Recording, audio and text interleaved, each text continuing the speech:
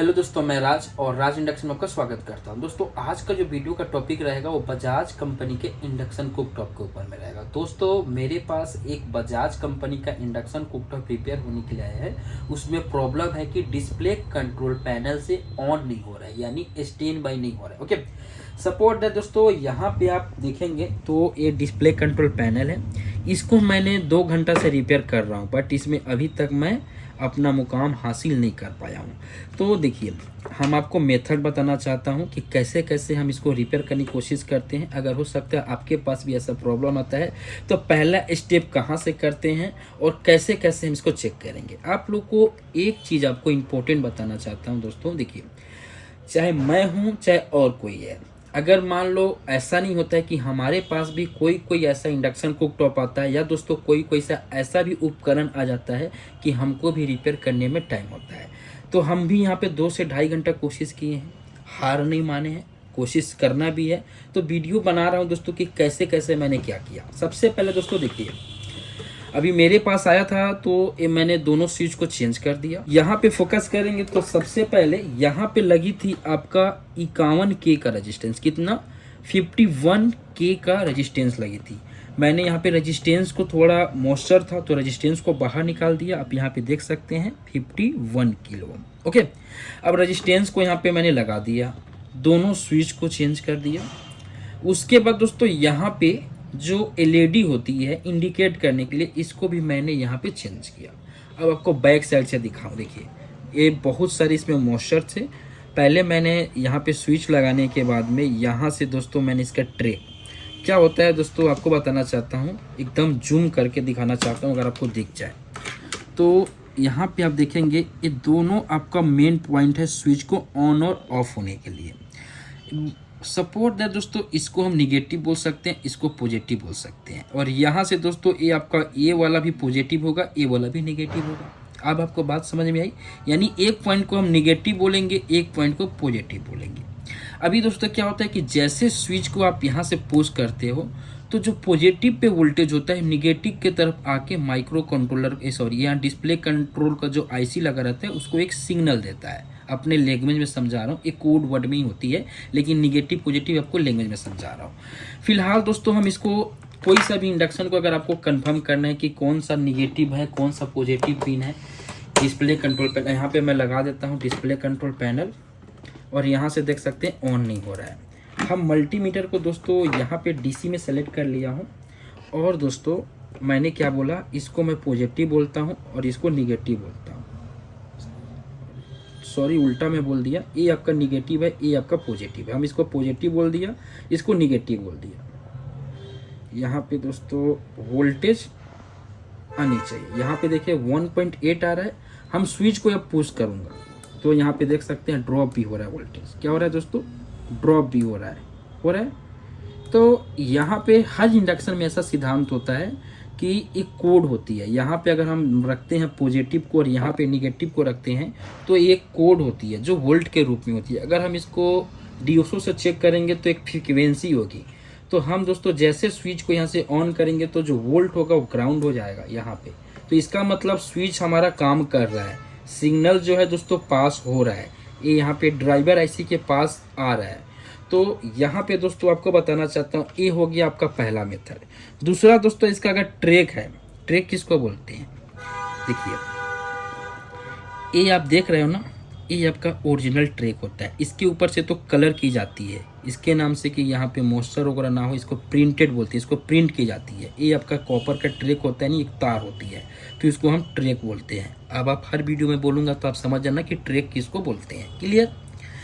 तो हम यहाँ पे इसको दोनों ट्रैक को, इसका भी ट्रैक और इसका भी ट्रैक, ये दोनों ट्रैक को मैंने चेक कर लिया। कहाँ से कहाँ तक जाता है उसको भी आपको प्रॉपर चेक करना है कि ये वाला ट्रैक यहाँ से जैसे सपोर्ट दे, देखो ये वाला ट्रैक यहाँ से घूम के यहाँ से घूम के यहाँ से घूम के ये आईसी के समझ लो ये आपका 7 नंबर पिन पे आ रहा है। टोटल आईसी आपका 24 नंबर पिन का होता है। 6 नंबर पिन इसका वीसीसी होता है। इतना ध्यान देना, हमेशा 6 नंबर पिन पे 5 वोल्ट आएगा। ओके, मल्टीमीटर से आप चेक करेंगे तो यहाँ पे 5 वोल्ट आ रहा है, मैं ऑलरेडी चेक कर लिया हूँ। अब मैं लास्ट ऑप्शन क्या है, देखिए पहले आपके पास आता है तो पूरी स्विच को आप चेक करो। स्विच को कैसे चेक करना होता है, नॉर्मली स्विच को देखो, कोई स्विच तो शॉर्ट नहीं हो गया है। अगर आपके पास टाइम है तो पूरी स्विच को निकाल दो। यहाँ पे ऑलरेडी पहले से 7 सेगमेंट का डिस्प्ले मैंने निकाल चुका हूँ। इस मॉडल में बहुत ज़्यादा कंप्लेन आती है कि डिस्प्ले भी शॉर्ट हो जाती है, तभी भी ये स्विच काम नहीं करती है। क्लियर? तो हम दोस्तों लास्ट ऑप्शन मेरे पास क्या है कि हम इसका जो आईसी है, इस आईसी को चेंज करेंगे। अगर आईसी को चेंज करने पे नहीं आता है तो समझ लो कि ये मेरी गलती है, हम प्रॉब्लम को ढूंढ नहीं पा रहे हैं। ओके, तो इसके लिए मैं वीडियो को पोस्ट करता हूँ और उसके बाद आईसी को चेंज करके आपको बताता हूँ। दोस्तों देखिए, आईसी का चेंज करने का एकदम आसान मेथड है दोस्तों।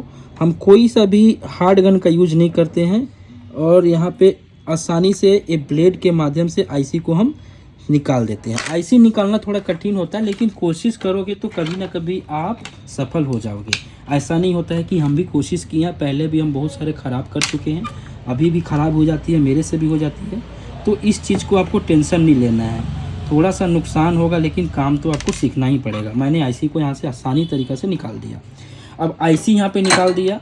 आईसी निकालने के बाद बहुत भी क्या होता है, आईसी निकालने के बाद तुरंत आईसी को लगा देता है। ऐसा नहीं करना है आपको, पहले प्रॉपर यहाँ से क्लीन करना है।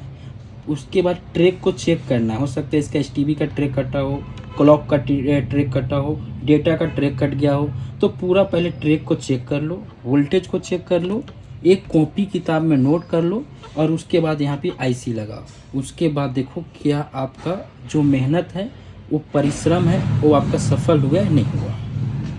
अब दोस्तों आपको फोकस करना है यहाँ पे। सबसे पहले दोस्तों आप यहाँ पे देख सकते हैं तो ये आईसी जो है दोस्तों 1668 है। ओके, मार्केट में दोस्तों अलग अलग यहाँ पे जो ब्रांड के नेम से मिलती है, टीएम होता है, ट्रिंगल का भी आता है, तो अलग अलग कंपनी बनाती है। बट यहाँ पे सीरीज़ जो होगा आपका 1668 का होना चाहिए। दूसरी दोस्तों आपको बताना चाहता हूँ कि डिस्प्ले कंट्रोल में जो ड्राइवर ऐसी लगती है जो मार्केट में अवेलेबल होती है, एक होती है 1668, एक होती है 1628, और दोनों में डिफरेंस है। अब दोनों में क्या डिफरेंस है, जितने लोग ये वीडियो को देख रहे हैं उनसे रिक्वेस्ट है कि प्लीज़ जितना आपका अनुभव हो वो ज़रूर कमेंट करना, बताना कि दोनों में क्या डिफरेंस है। क्लियर? हम सबसे पहले दोस्तों यहाँ पे इसका जो कोई सा भी जब आईसी निकालते हो आप, तो आईसी निकालने के बाद सबसे पहले इसकी ये कि यहाँ पे बहुत सारे पिन देखते हैं। पिन देखते हैं तो क्या होता है कि हम इसको एक पिन को काउंट करने का, यानी इसको गिनती करने का भी एक तरीका होता है।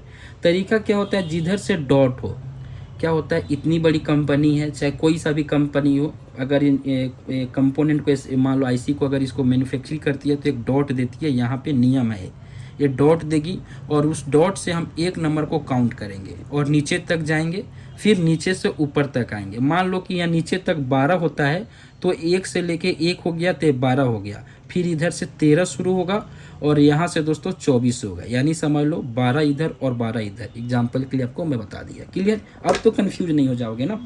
तो हम यहाँ पे दोस्तों अब पीसीबी से तो निकाल दिए। अगर आपको मान लो पता है तो ठीक है, नहीं पता है तो देखो यहाँ पे 1 नंबर लिखा होता है, या बहुत सारे डिस्प्ले कंट्रोल पैनल में वहाँ पे डॉट भी दिया रहता है। अगर आपको नहीं समझ में आता है तो आईसी निकालने से पहले एक बार देख लिए करो। दूसरी दोस्तों इसको पहचानने का बहुत तरीका है जो बहुत सारे भाई इस कमेंट में कर सकते हैं। क्लियर? हम यहाँ पे लगाएंगे आईसी को।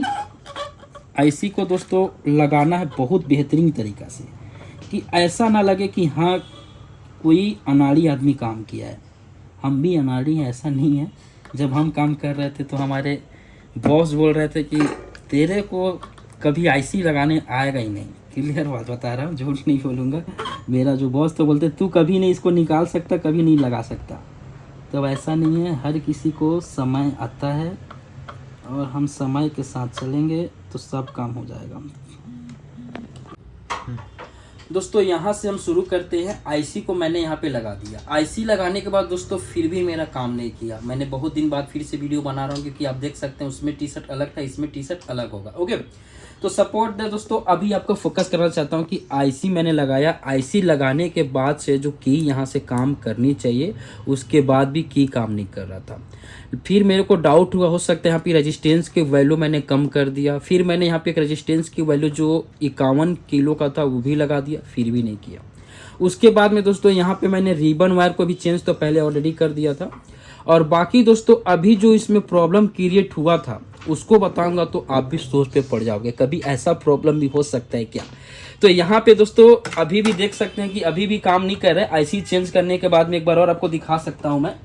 यहाँ पे यहाँ से पहले जो प्रॉब्लम क्रिएट होता है यहाँ से काम नहीं कर रहा है, लेकिन मैं इस प्रॉब्लम को यहाँ पे सॉर्ट आउट कर लिया हूँ। लेकिन आपको दिखाना चाहता हूँ, आप अगर यहाँ से देखेंगे तो यहाँ पे 101 का पीएफ लगा हुआ है। जो सेरामिक डिस्क पीएफ आती है 101 का, यहाँ पे 3 पीएफ लगा हुआ है। मैंने दोस्तों इसको रिपेयर करने के लिए पहले बहुत कोशिश किया, फिर दूसरा यहाँ पे डिस्प्ले कंट्रोल मंगाया, उसका नकल किया, उसकी वोल्टेज को डेटा को नोट किया। पूरी की पूरी वोल्टेज डेटा सेम थी, कोई डिफरेंस नहीं था।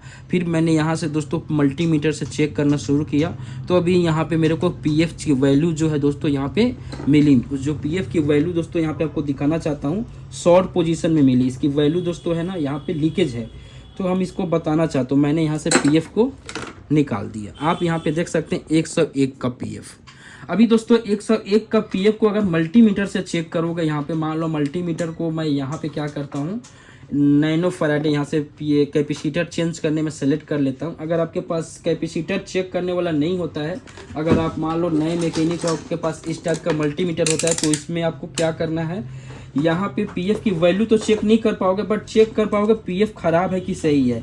तो दोस्तों यहाँ पे मैं सबसे पहले इस मल्टीमीटर से एक बार चेक करके बता देता हूँ। बहुत किसी के पास ये वाला मल्टीमीटर है, तो इस मल्टीमीटर को दोस्तों मैं चेक करके बता देता हूँ। यहाँ पे आपको रखना है कंटिन्यूटी में या डायोड मोड में। अब दोस्तों इस पीएफ को आपको यहाँ से एक पॉइंट पे ऐसे रखोगे और एक पॉइंट पे ऐसे रखोगे, तो यहाँ पे आप देख सकते हैं इसकी वैल्यू यहाँ पे बता रही है। ओके, अगर मान लो आपका पीएफ ओके रहेगा, 101 का पीएफ जो ओके रहेगा, तो इसको हम अगर चेक करेंगे मल्टीमीटर से, इस मल्टीमीटर में, तो इसकी वैल्यू यहाँ पे नहीं बतानी चाहिए। क्लियर? तो अब दोस्तों मैंने इस मल्टीमीटर से चेक करके बता दिया। अब मेरे पास जो ये मल्टीमीटर है जिसमें कैपेसिटर को आप मेजर कर सकते हो, तो उसमें आपको चेक करके बता रहा हूँ। यहाँ पे देख सकते हैं ये पीएफ कितनी एनएफ बता रही है। यहाँ पे देख सकते हैं आप पीएफ की जो वैल्यू है यहाँ पे दोस्तों, यहाँ पे नहीं बता रही है। अगर इसको कंफर्म चेक करने के लिए यहाँ से ऐसे चेक कर सकते हो। यहाँ पे देख सकते हैं एक पीएफ बता रही है, समझ लो यहाँ पे 00 एनएफ बता रही है। यहाँ पे समझ लो इसकी वैल्यू नहीं बता रही है। अगर मान लो 101 का पीएफ होता है, तो अगर हम इस मल्टीमीटर में अगर मेजर करेंगे, तो सबसे पहले दोस्तों यहाँ से हम चेक करेंगे तो देख सकते हैं 81 नैनो फैराडे के बतानी समथिंग 100 नैनो फैराडे के समथिंग इसकी वैल्यू आती है। ओके, तो दोस्तों आपको मैं बताना चाहता हूँ कि पीएफ की वजह से यहाँ पे क्या हो रहा था कि शॉर्ट होने से वोल्टेज यहाँ पे सही मिल रहे थे, बट यहाँ पे दोस्तों जो इसकी फ्रीक्वेंसी होती है वो फ्रीक्वेंसी यहाँ पे ड्रॉप हो रही थी। इसकी वजह से यहाँ पे की जो होता है काम नहीं कर रहा था। मान लो मैं पीएफ नहीं लगाता हूँ, बिना पीएफ का इसको ऑन करता हूँ। ओके, तो यहाँ पे देख सकते हैं दोस्तों यहाँ से ऑन होना शुरू हो गया। ओके, यहाँ पे देख सकते हैं दोस्तों। इसको रिपेयर करने के लिए कम से कम मेरे को समझ लो 4 से 6 घंटे लगे। तो दोस्तों यहाँ पे आप फोकस करेंगे। सबसे पहले इसमें आपको बताना चाहता हूँ कि यहाँ पे मैंने आईसी को दूसरा लगाया, लगाने के बाद भी काम नहीं किया। उसके बाद में दोस्तों एक मन में सवाल उठा, हो सकता है जो मैंने आईसी को इंस्टॉल किया हूँ वो भी आईसी खराब हो। फिर भी मैंने दूसरा आईसी और लगाया, फिर भी उसमें काम नहीं किया। उसके बाद दोस्तों मैंने एक एक करके ट्रैक को चेक किया, उसके बाद सभी ट्रैक सही थे। मैंने फिर मेरा दिमाग काम करना नहीं बंद कर दिया, करूँ तो करूँ क्या। उसके बाद दोस्तों क्या होती है कि मेरे पास सेम डिस्प्ले कंट्रोल पैनल था, उसमें दोस्तों एक डिस्प्ले कंट्रोल पैनल लगाने के बाद सही काम किया। तो मैंने सोचा कि इसको बना के ही रहूँगा। तो प्रॉब्लम को दोस्तों यहाँ पे मैंने देखा तो पीएफ शॉर्ट था। और आपको बताना चाहता हूँ, मेरे पास एक कस्टमर का इंडक्शन नहीं है, कोई मैकेनिक का है। मैं उनको बोला कि जो मान लो कम से कम अगर स्विच को मैं चेंज किया हूँ तो समथिंग 100 से 120 रुपये ही मिलेगा। लेकिन जितना टाइम मैंने वेस्ट किया उतना टाइम अगर दूसरा काम करता कम से कम 2 से 3 हज़ार हो जाता है मेरा। तो कभी भी पैसा के पीछे में नहीं भागना चाहिए। अगर इसको मैं छोड़ दिया रहता तो आज मेरे को पीएफ की प्रॉब्लम निकली और नहीं मिलती। तो हो सकता है दोस्तों फ्यूचर में आपके साथ भी, या हो सकता है मेरे साथ भी और कोई दूसरा इंडक्शन कुकटॉप आए, तो हो सकता है पीएफ की खराब होने से भी स्विच काम नहीं करे। लेकिन इतना आपको बता रहा हूँ दोस्तों, मेरे लाइफ में पहली बार ये वाली जो पीएफ शॉर्ट होने से स्विच काम नहीं कर रहा था। बाकी ऐसा प्रॉब्लम कभी भी नहीं मिला था। तो इतना आप सोच सकते हो कि कभी भी कुछ भी कंपोनेंट खराब हो सकता है, जिसके ऊपर आप विश्वास नहीं करोगे वो भी कंपोनेंट खराब हो सकते हो। बाकी दोस्तों अगर वीडियो आपको अच्छा लगे तो लाइक करना दोस्तों। इंडक्शन के काम अगर सीखना चाहते हो दोस्तों एकदम शुरू से यानी जड़ से लेके लास्ट तक, तो प्लीज दोस्तों चैनल को सब्सक्राइब करें। थैंक्स फॉर दोस्तों वीडियो देखने के लिए।